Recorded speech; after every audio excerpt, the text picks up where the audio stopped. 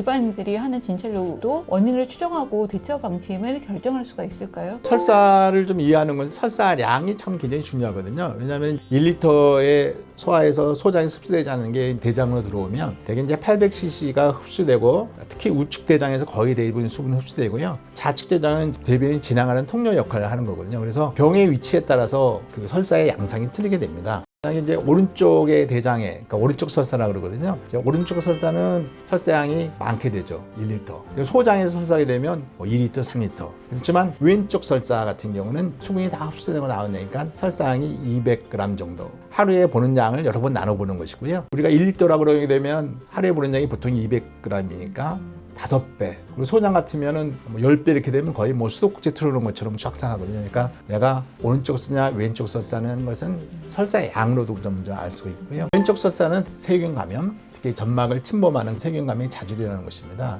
좌측 대장의 대변을 이제 저장하는 기능이 소실되기 때문에 조그만 변을 자꾸 보고 대변에도 시원하지 않고 잔변감을 느끼고 후중기를 호소하고 아주 급히 병와서 병원에 가서 들락날락 하는 그런 양이 많지 않는 설사죠. 침습세균의 대표적인 것은 살모레나 또는 이질. 이질이 제일 대표적이죠, 왼쪽 설사에. 그래서 이런 경우는 피를 동반하든가 점역변을 호소하는 경우도 같이 많습니다. 특히 이런 경우에는 압통도 심하고 발열이 생기고 또 심하면 혈변을 일으키기도 합니다. 그래서 이런 경우에는 좌측수하고 혈변도 있고 압통도 있고 그래서 반드시 병원을 가서 항생제를 처방해서 복용하셔야지만 회복될 수가 있습니다. 그러면 만약 우측 설사가 있는 경우에 어떻게 저희가 대처를 하면 될까요? 여러 가지 원인이 있지만 바이러스 감염이나 세균 독소에 의한 분비성 설사, 식중독 설사가 대표적인 원인입니다. 이런 경우에는 대개 바이러스 감염은 하루 이틀 만에 좋아지는 경우가 많거든요. 우리가 일반적인 감기하고 거의 유사한 경과를 받기 때문에요. 또 식중독에 의한 설사 같은 경우도 독소가 다 빠져나가게 되면 또 상한 음식에 의한 자극이 빠져나가게 되면 좋아지기 때문에 하루 이틀만 탈수가 되는 걸 막아주면 되는 거거든요. 그래서 이런 경우에는 탈수가 오지 않도록 충분히 경구로 이온 음료를 섭취하는 게 좋겠고요. 그렇지만은 그래도 설사가 심해서 계속되고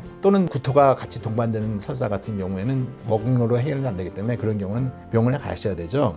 특히 이제 겨드랑이 같은 데가 바짝 말라 있으면 이거는 심한 탈수이기 때문에 해결이 안 되는 경우도 많기 때문에 그런 경우에 특히 어지럼과 이런 게 동반된다면 병원에 오시고요.